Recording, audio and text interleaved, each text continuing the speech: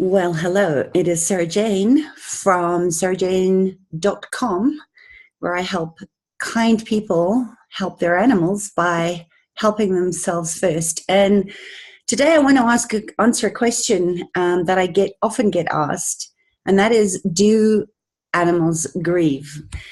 And here's the thing, animals, just like us, are mammals, and they do feel. In fact, probably more intensely because they stay in their bodies, but they're not attached to the meaning making of things. So just know that if you've had two pets or a pack of animals, they're very closely bonded. They're part of your family. And even in the wild, in nature, I've seen this with elephants, and I've seen this with packs of wolves and with wild dogs. And it doesn't matter what species we are, we do miss a member of the community or the tribe when they pass. And the whole matrix, or what we call family constellations, has to find a new way of operating without that being, even though they will often take on in their soul contract a position of mentoring or authoring or support as a spirit guide. And this is where my work with animals and spirit can often not only help their human companions, but the other animals that formed their family to find a new way in life. So you just need to realize that, and there's plenty of studies that have confirmed this, that surviving animals in the matrix can and do experience the grief and the loss of that person that is, or animal that is no longer in there. And it's important for you to watch signs of grief that may present themselves to you in your dog or your cat or your bird or your snake, for that matter. But let's just focus on the dogs and the cats and the horses, because those are predominantly the types of animals that I work with in helping them return to trust and to integrate and cleanse and clear and transmute any kind of experience that may have happened to them that is causing a great deal of consternation and sometimes even presenting as physical ailments. So if your animal is attention seeking, they just seem a lot more needy than they normally are. If their eating habits change, or they stop eating altogether, or there's increased wailing. Remember, grief too has a sound, and we as people do not grieve very well. So if you're wanting to comfort and support a grieving pet, just be sure to be very aware of keeping a consistency in your daily routine. Dogs especially, they love predictability of routine. So if you used to walk at 2, make sure that you keep on walking at 2. Don't change the times around. And although we want them to have a space to grieve well and find their own new position in this, you can enrich their lives with fun activities and exercise. Exercise is good for any kind of depression where we're feeling down and we're feeling sad because somebody's left our life. And of course, you can always provide natural remedies for grief. I have a few that I use, essential oil blends that work beautifully, and just touch. I think the one thing that a lot of times we do is we pull away and we isolate at times like this, and some of that is necessary, but we also need to stay in touch, and so do our beautiful animal companions. There was a study done in New Zealand and Australia with researchers that came to the conclusion of what most observant pet parents already know, and that is that dogs and cats do grieve the loss of an animal companion. And just like us, the grieving period is going to vary depending on how deep the connection was and the role that they played in the pack or their in their pack. So just know, again, things like the study proved that, like behavior change where they were demanding more attention than usual was much higher in cats. I think it was 4 or 5% higher in cats than in dogs. The seeking of attention, again, cats became a lot more demanding, in wanting less attention than dogs, okay? And that whole thing around being clingy or really, really sticking by you a lot because they don't know what's happened. And that's where animal communication can be such a great, great support in understanding what your animal is going through and what questions and concerns they have about their friend that, you know, went off to the vet and never came back. So learning how to communicate with your animals can also be the best gift that you could give them, because you really just get straight to the source, and you can then act accordingly and reassuring them and giving them answers to the questions that they are asking. And of course, above all, and I am slightly biased with that, this is where I love the trust process, which is that space of non-thinking, where they can just be peaceful and calm, regardless of what's going on around you.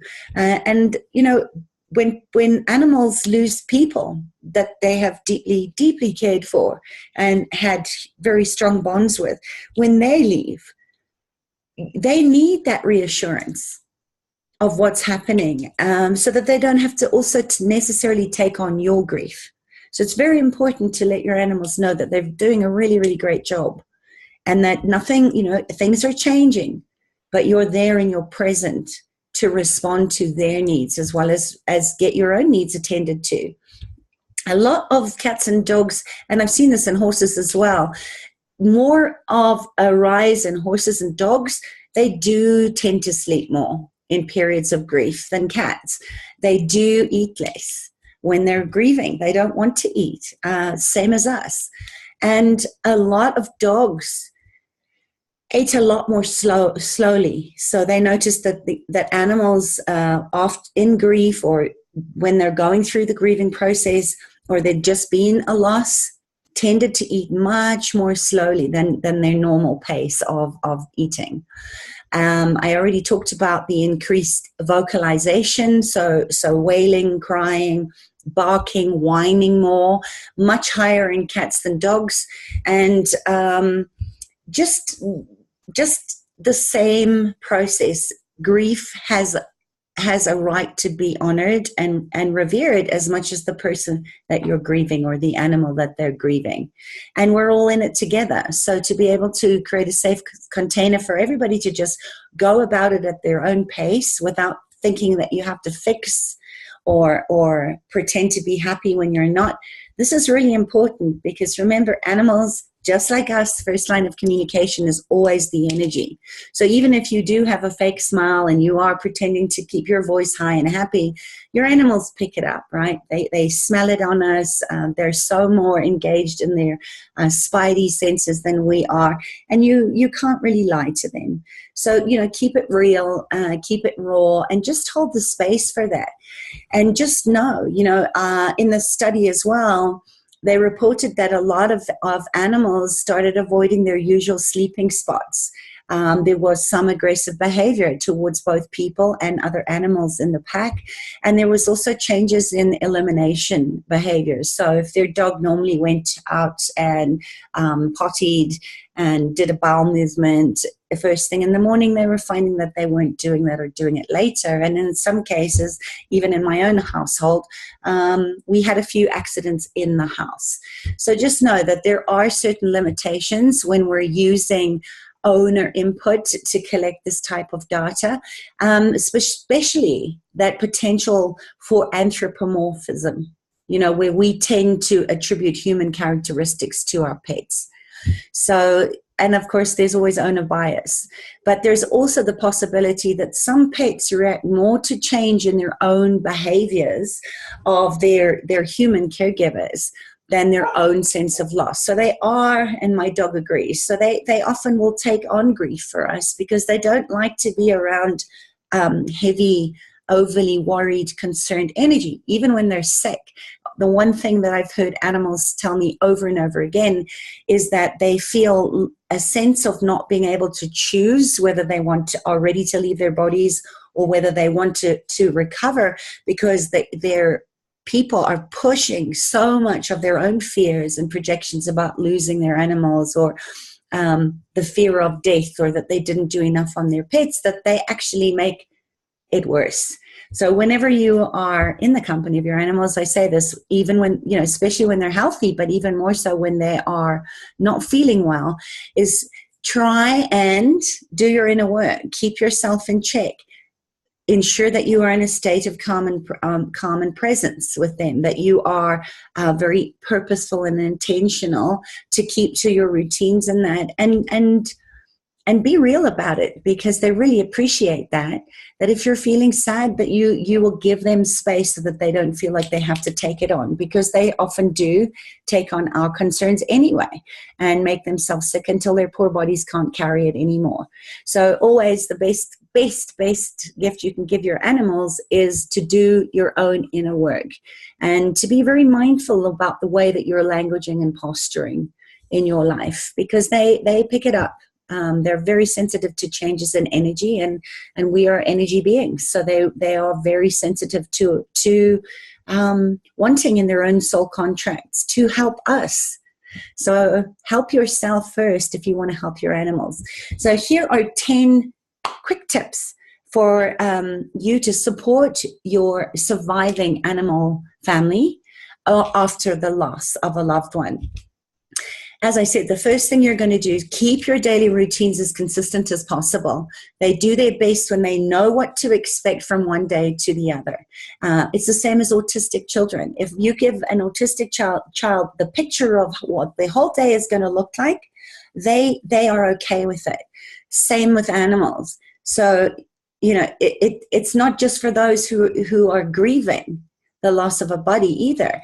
Our animals need to know that we're dependable, that we're trustworthy, and that we're going to keep showing up. So if you're running late for a meeting, it's very easy. And I teach this in my Being Human Through Animal Communications class.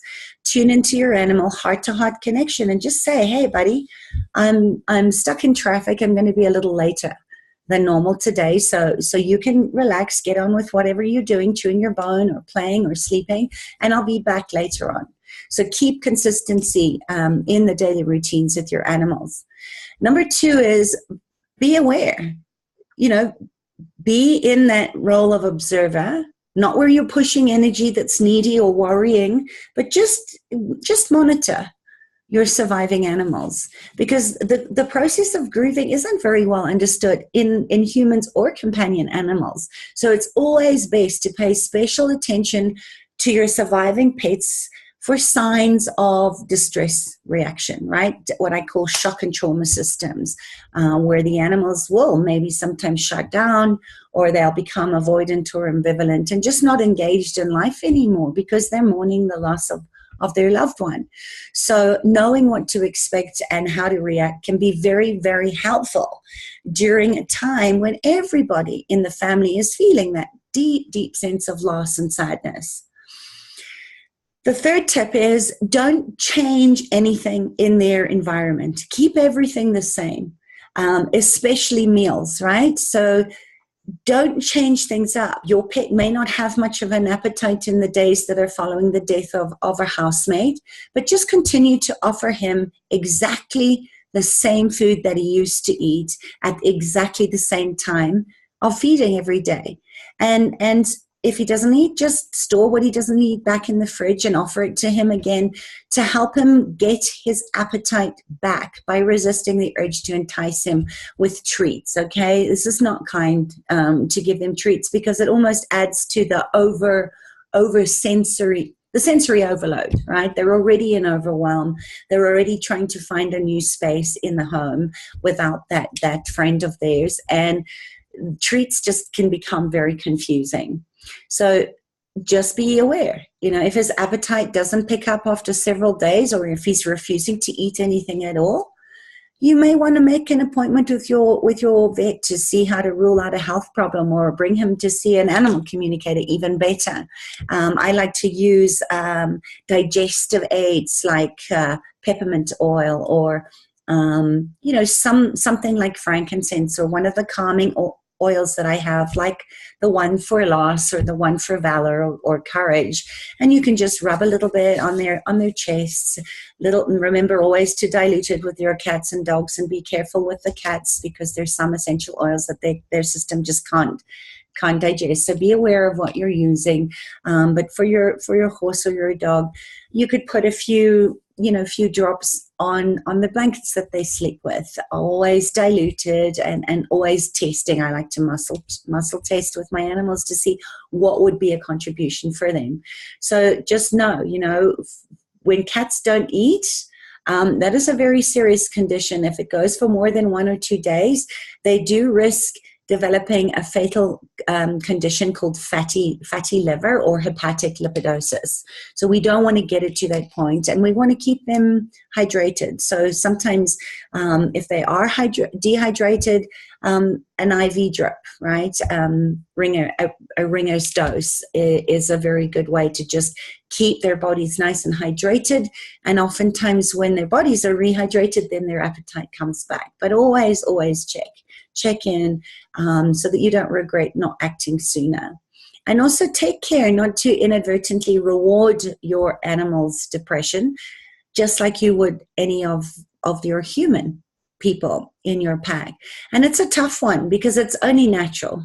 We all want to comfort the surviving pet in the family, or the children, or the people that are left behind.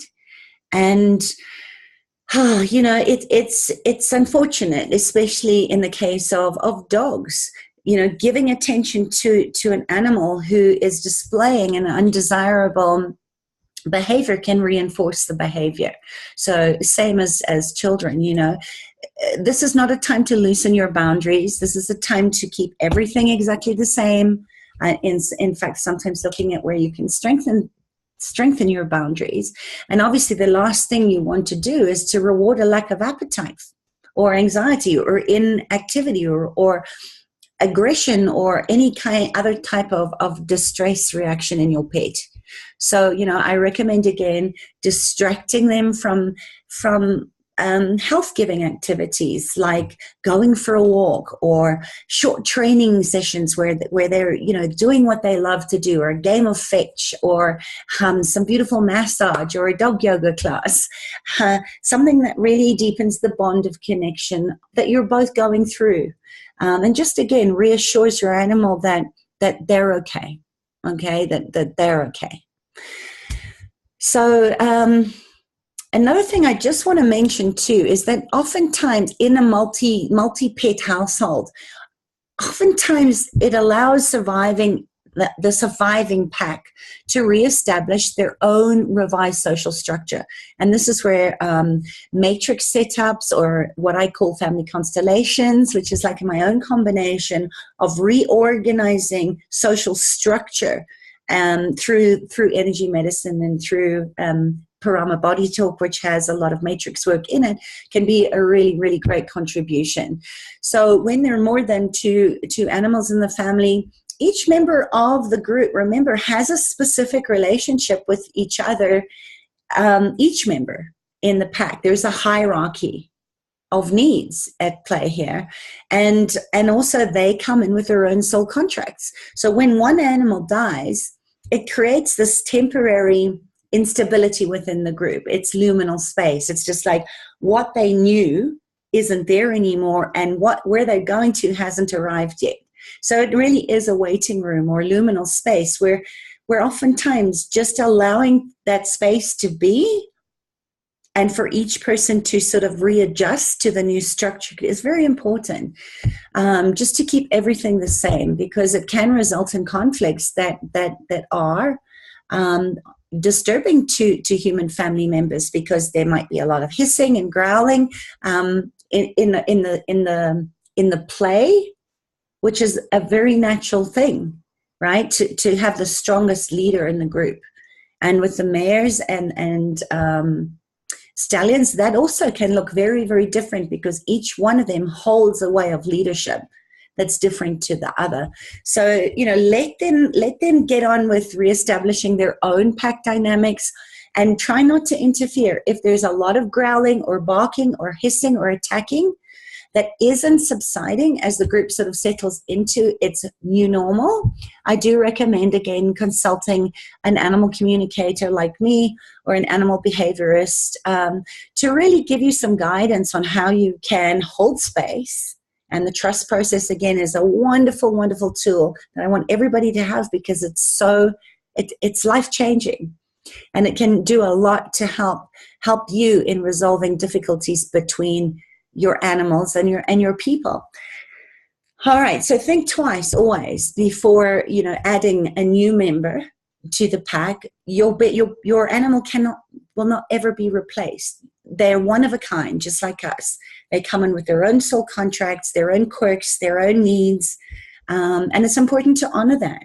And oftentimes replacing, we do this with broken relationships, jumping into the next relationship too quickly can often cause more harm than good again. So don't assume that getting a new animal to replace your lost pet is ever the answer, because that they'll never be the same. They come in with their own love and their own soul contracts with you and their own purpose of being. So dealing with loss and grief is a process that is again very individual for each of us and each of our animals. And while some family members may be ready to accept a new animal into the fold, others may not. And it's important. And through animal communication, this is a beautiful way where you can really hold that and hear it and respond accordingly in honoring of everybody's needs. And by letting them know, yes, I hear you, and absolutely, involve them in when the time comes, the new member of the family. So, it can be tempting to run out and adopt another dog or cat or get another horse after your animal passes away. But most experts, including me, really do recommend waiting for at least 3 months to just give your animals time to adjust. So patience is of the utmost, and just to deepen into compassion and kind regard, to give them a voice and a space to find a new way of being. So, please be aware of that, and always, when you're ready, adopt from one of the shelters, because sometimes your animals might say, you know what, I don't want to have to grow another kitten or another puppy up, and they would prefer an animal that's in their older years. But that too, they bring in their own stuff in that, and they can cause your pet to be very territorial if you bring in a sort of weaker animal or an aging animal into the pack, because they have to assert dominance to see who's going to step into the role of pack leader now. So just be sure that your animal's fully over his grief as much as you are before you even start to entertain bringing a new member into the family. And be careful too, to take care not to further upset your animals with any kind of dramatically emotional displays in his presence. As I said before, they feel our energy, they feel our sadness, and they do pick up on our emotions. So encourage your family members who are dealing with their own grief to be sensitive to your animal's state of mind as well. And you know what? Sometimes there's a beautiful space of compassion and kindness to grieve well together as well. So just know it's okay to seek comfort from your surviving animals, as long as you don't frighten them or cause them any additional stress by wailing over the one that's lost, especially if they're adopted too, because there's always that fear of, their past showing up again as, oh my gosh, this doesn't feel good. It's very heavy energy for them to carry. And they may be stressed to think, gosh, well, what's going to happen to me? So they also get concerned, because we're oftentimes subconsciously imposing our infallibility, our frailty, our fear around death on them. The other thing, I can't remember where we're up to. I think we're on number 6. So 6 is, as I said, give it time. It's hard to know how long our animals' memories are. But if they're like elephants, they're forever. They never forget. Lions never forget. I haven't actually met an animal in the wild that doesn't forget where they came from and who was with them along the way. You know, they're deeply sensitive, soft-bodied in their love, just as we are. But, you know, it just seems from some of the evidence that's been given, especially with dogs, that they remember their companions for a lifetime. So your animal's grieving process may take a few days, a few weeks, or a few months, but eventually most of them return to a sense of normality and become their lively selves again. So if at any point you feel that your animal is suffering unnecessarily, or there's something more going on than simply just missing, that deep missing and grieving of their friend, I do recommend discussing the situation with an animal communicator or a behavioralist like me, who can really assist and support you and your animals through the grieving process. And also to prepare animals, just as you need to prepare yourself for an animal that is going to transition. You know, they know that they don't have the same point of view that we do about death, but they do know that they're not going to be in their physical bodies forever. Unlike us, they don't want us to keep trying invasive things to keep their bodies alive. They want us to honor the space. And this is where, like, as a grief doula, I support and assist people and their animal that is preparing to transition in a way that really is honoring of their life, so that they can die well and not stay in pain and alive because they're worried that we haven't processed or let them go yet. All right, so be sure to look at that, and also consider having your other animals that are in the pack.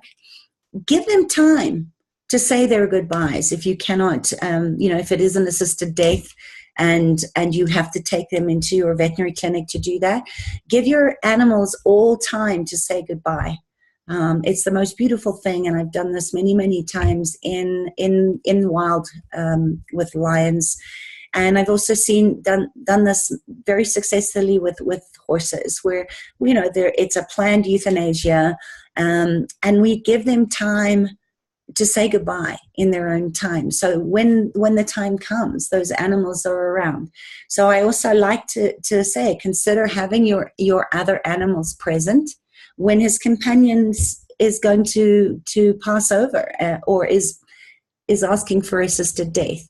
You know, this might sound a bit morbid, but there's a beautiful graciousness and a beautiful honoring and reverence in the ceremony of allowing space for that and holding it for it. You know, some of my animal guardians feel it really helps to have the surviving animal present during or after euthanasia, or allow them to see and smell their friend's body once death has occurred. And you see this in nature. You know, there is a ritual and a beautiful ceremony where the animals all mourn and say goodbye. The elephants are so good at showing us how to grieve well, and it can be a beautiful thing. So I know it's not something that we talk about, and I really encourage us to start to speak more openly about death and the dying process in a way that we can live well, so that we can die well. And there you'll find other videos and sound bites on my SoundCloud account where I talk about this, you know, living well to die well. We want to prepare for death in a way that we have our affairs in order while we're healthy, just as it is for our animals, because we don't want to wait until our body is so energetically drained to then have to start doing this deep root cause resolution work. And the same goes to your pets to an extent, right? Because they don't hold on to the stories. They know that they can leave their bodies gracefully, you know, go to sleep. And I have some grief processes to really help animals transition without the need of assisted death, that are very, very beautiful, both for you and for your animal. So if that interests you, you might want to have a look at my Being Human Through Animal Communication course. There's a whole chapter on transition and death and the dying process, and also grief. So what to do after grief. So, you know, consider your options, and just know that, you know, for obvious reasons, if the animal knows when the soul has left the body.